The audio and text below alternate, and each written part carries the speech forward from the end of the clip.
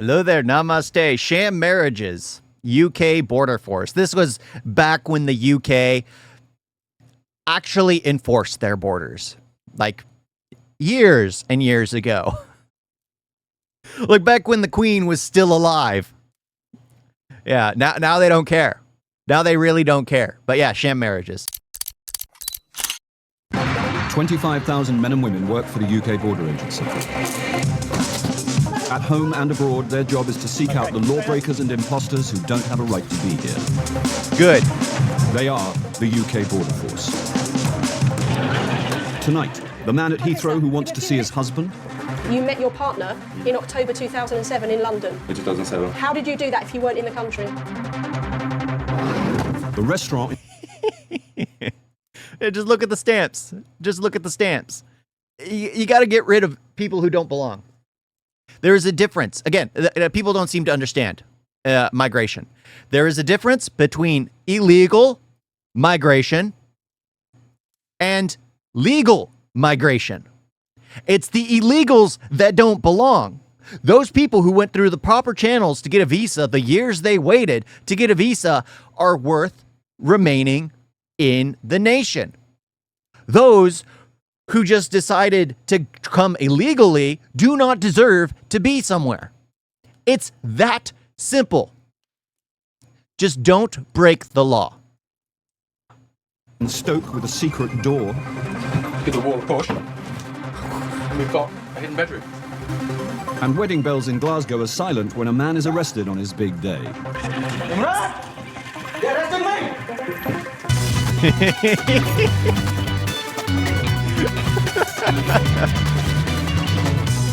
Nice.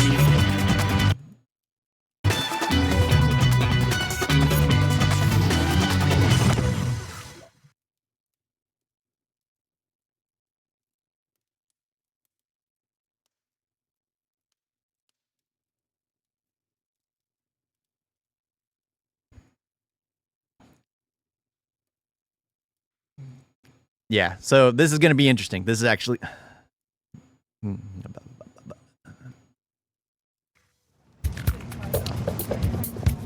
The UK attracts a constant stream of overseas visitors.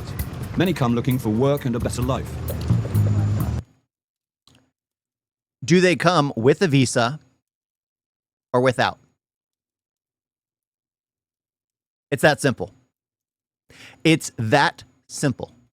Yes, it takes a few years sometimes to get a visa.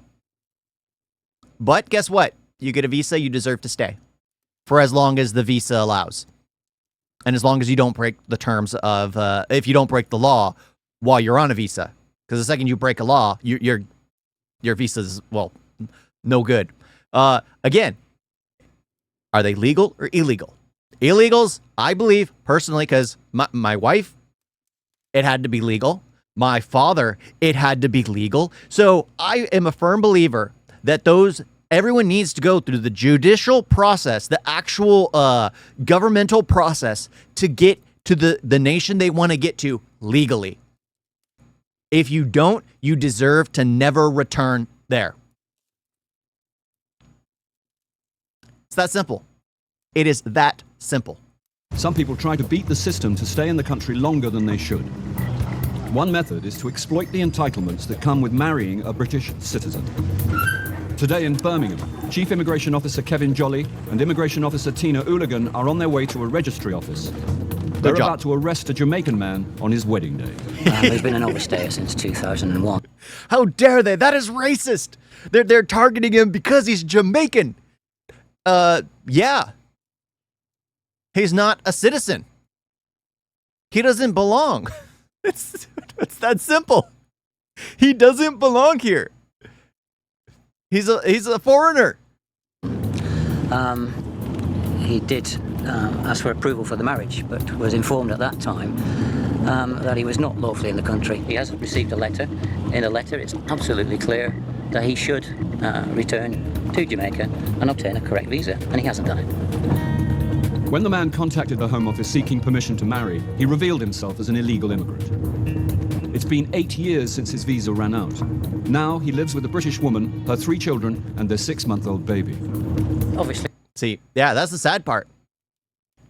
He has used this woman, has convinced this woman that he's going to remain, and didn't even bother doing his due diligence to ensure he remained by her side because she was just a ploy. And now she's left with the child of a man who doesn't even belong. So who's the real scumbag here? Is it the government for removing this man from for breaking the law? Or is it the man who broke the law and used this woman, had a child with this woman to try and force him to stay? You answer. His intention is to, having obtained the marriage to a British citizen, submit some form of application so that he doesn't have to go back to Jamaica. But this is unfair to all the other people who do go back to their countries, do request visas, do get visas, pay the fee, and then return lawfully. Although the groom is in the country illegally, his relationship is genuine. The Home Office granted his British wife approval to marry, but explained he still needed to legalise his immigration status, or he would face arrest. That's him. That's him. He hasn't gone back, and thanks to his application, the team know exactly when and where to find him. Yeah, do you want to come with us, sir?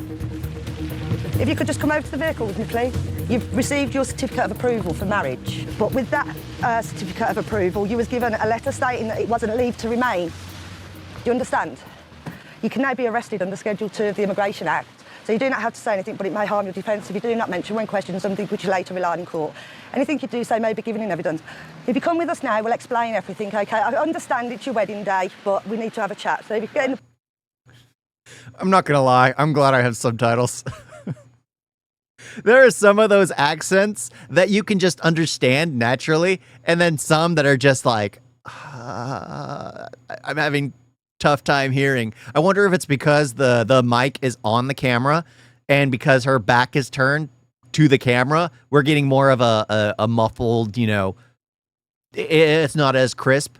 But yeah, that's I was just like, I needed the subtitles for that one. Back for me, please. Watch your head. Officer Jolly has to break the news to the guests that there'll be no wedding day. All right. I'm very sorry to have caused this problem, but unfortunately, the gentleman needs to be spoken to about his immigration status. To the immigration But hasn't he got documents to say everything is in order? No, he hasn't. No. She was obviously stunned. Here she is turning up, expecting her friend to be married, a particularly joyous occasion, and it's all gone wrong.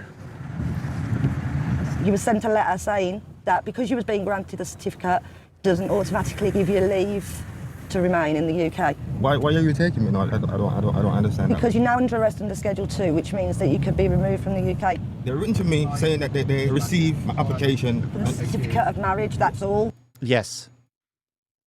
That's one part. And then you're told the steps you need to take in order to reinstate your ability to remain. You can't just get one, like the visa process is insanely difficult. Insanely difficult. I mean, people could make careers breaking down the visa steps for each individual category, for each state in the U.S., for each, whether it's work, whether it's marriage, whether it's vacation, whether it's, people could make careers because that stuff keeps changing. It's all muddled. It doesn't make sense. Why do I need to file this? Wait, why am I hearing that I need to file this thing right here? No one told me anything about this thing. Oh, how did this get lost in the mail? Why was this never contacted? I mean, that's the thing me and my wife are dealing with, and it's absolutely insane. But guess what? You have to do your due diligence. You have to actually do everything in order to actually remain.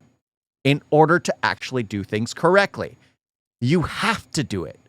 Yes, it's annoying. Yes, it sucks. But you can't get one piece of paperwork saying, oh, our approval for marriage returned, so we can get married. But they also sent a letter about me having to reinitiate our my visa status. But we can get married, so that will definitely... No. You have to do the research. Sucks. You haven't made any further applications to extend your stay, and because you've already overstayed, it makes it harder for you to get the application now. But I did get it. You haven't been granted any further leave. So you're still an overstayer, which means you're not legally present in the UK. Yeah, but the Home Office grant me the permission to get married. I've been through that process. Yeah, because your fiancé is a British citizen. We can't stop a British citizen choosing who she marries. But what we need to do is make sure that as the groom, you've got the right leave. And at the moment, you haven't got that. That doesn't make sense. It makes perfect sense. That makes perfect sense. Because you need to file for the right visa in order to marry her.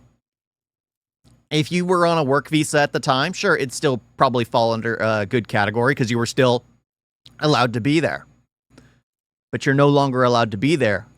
She's allowed to choose to marry you. She can file for the right to marry you. But at the same time, you have no right to marry her. Not until you go through the actual procedure to get the right visa to marry her. To me because I sent for application, yeah? You could have come to me there and then and find me. When the application was sent out, the certificate of approval, there was a letter attached to that stating that you are liable for detention and removal, and I have a copy of that on here. Listen, nothing's set in stone at the moment. Let's go back and we'll have a chat, okay? You have to make sure your status in the UK is lawful. It's your responsibility. And in the end, when circumstances like these occur, it's your responsibility. It's nobody else's fault, it's yours. Yeah. It doesn't look good for the groom. He'll have to convince officers Jolly and Hooligan that he's made every effort to sort out his immigration status. Otherwise, instead of going home to his fiancée and children, he could be detained and sent back to Jamaica. Absolutely. That's a sad state of affairs. That really is a sad state of affairs. You kind of wish that things don't end that way for him, but it is what it is. It is what it is. Because going through that myself and my wife going through that, it's a pain. It's a pain because after you go through one process, you have to go through the next process. After one visa is approved, you have to change it to a green card. After the green card's approved, you have to work on making sure that thing remains as a permanent, like a permanent residency, those kinds of things. You have to make sure all this stuff is done. Sometimes, if you have no clue what you're doing, you just need to get a lawyer. I mean, most likely, after the visa process has all been said and done, have to get a lawyer after the fact in order to take care of everything else. Because it's becoming too much. I already work full time, and then I do this on the side because I just enjoy it. And then I also spend time with my wife, and then having to deal with all the paperwork on top of all of that. Absolutely insane. Absolutely insane. You guys got a video? Yeah.